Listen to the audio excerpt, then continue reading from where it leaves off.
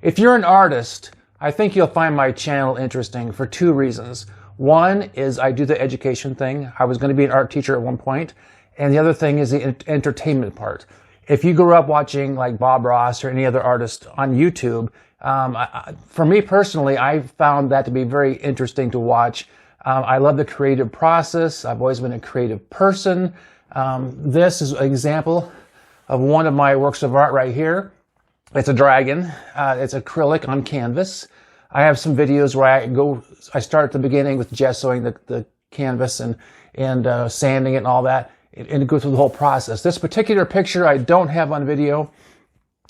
I did this before I started making videos, but I have over 150 videos on this channel, which can help teach you how to do things, how to paint, how to use a brush, how to use the paints. I do acrylics now.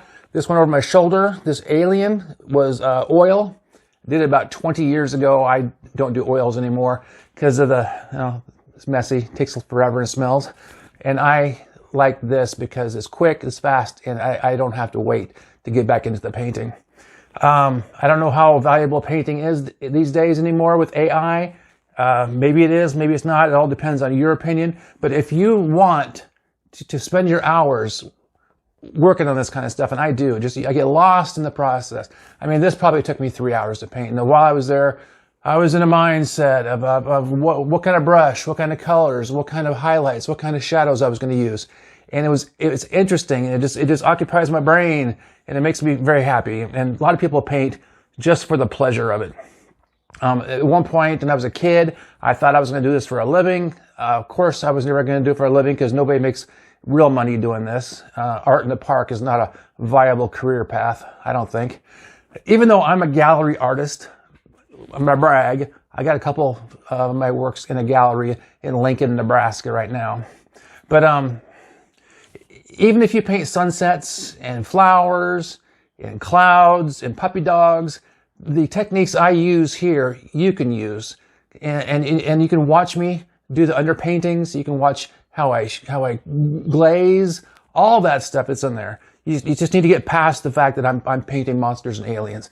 The painting techniques is still there. And if you think I'm any good at it, and I think I'm pretty good at it, I think I have a decent style. I've been doing this since I was a kid, and I'm really old right now. I would suggest going through my videos. I have about 150. Just go back and binge watch them. And you'll see all kinds of techniques and styles and of how I did things. And even if I'm not outright narrating them, because I didn't start narrating till later on, you can still watch. I learn through observation. I learn through watching. I mean, I don't need somebody to tell me, hold your brush like this and go up and down. Even Bob Ross didn't do that.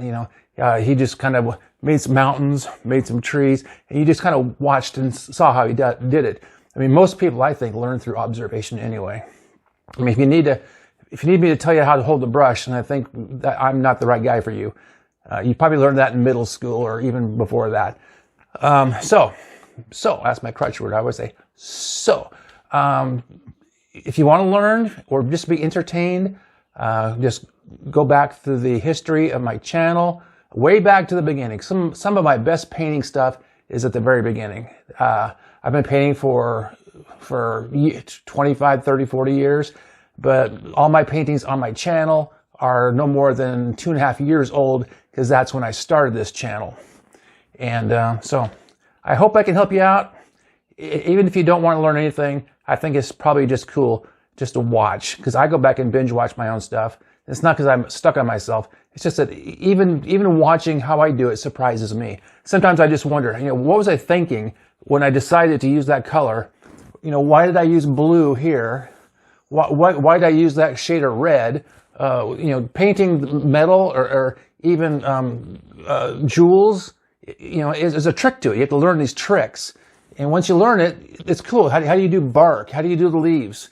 I put a little flower right here, That's a funny story. I put that flower there for the folks who think that I paint too many dragons and I don't paint enough flowers. So I threw a flower in there just for them. I don't know. And it turned out pretty good. Maybe I should do flower paintings. It's not my thing. It's not my subject. It might be your subject. And, but you could use techniques on how I did this stuff in your flowers. I'm big on shading. I'm big on highlights. The underpainting technique I learned in college. I mean, I went to university for 4.5 years, almost 5, because I was going to be an art instructor at high school. It didn't pan out. I mean, I'm a registered nurse right now, but I still paint as a hobby because I think most people who do artwork are most likely hobbyists anyway. It's really tough to make a living doing this kind of stuff. And a lot of folks who do this kind of stuff usually do art in the park or trade shows and stuff like that and try to sell their work. I have not really sold, I can't think I've sold anything in my life, really. I usually just give my stuff away because most people don't want this stuff in their living room next to their couch because it doesn't fit their decor. It fits mine. You should see my living room. I have all kinds of this stuff like this. This is my art room. So of course I have my monster paintings in here, but you know, branch out, live a little, have some fun. This is all about fun for me nowadays. So thanks for watching.